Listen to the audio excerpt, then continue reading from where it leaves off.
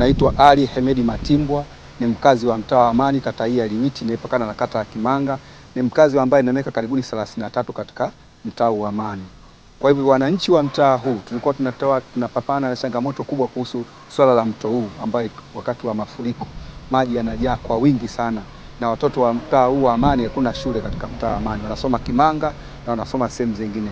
Basi katika kuvuka hapo watoto wengine walikuwa wanakwenda na maji, wananchi wengine wanapoteza mali zao. Kwa hivyo serikali kutuwekea kivuko hichi basi ni sawasawa, imeenda kututatulia changamoto yetu hiyo ya vifo vya watoto pamoja na wananchi pamoja na mali kipindi cha masika.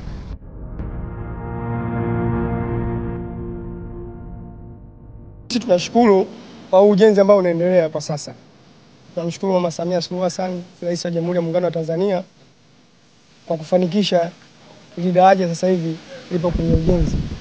Hivyo litakapokamilika kwetu tutashukuru, kwa sababu itaturahisishia sisi kuvuka kwenda ng'ambo ya pili, na biashara yetu itakuwa ya bodaboda itakuwa imekaa vizuri sana. Tunamshukuru Mheshimiwa Rais, mbunge pamoja na madiwani na halmashauri yote wilaya Ilala.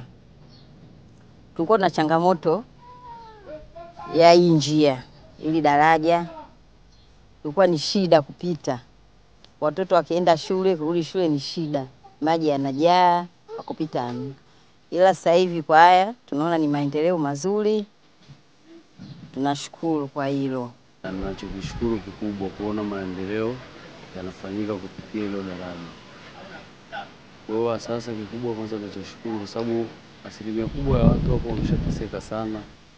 Sisi wenyewe kwanza, kwa mfano kulingana na sisi watu kuwapitisha hapo changamoto.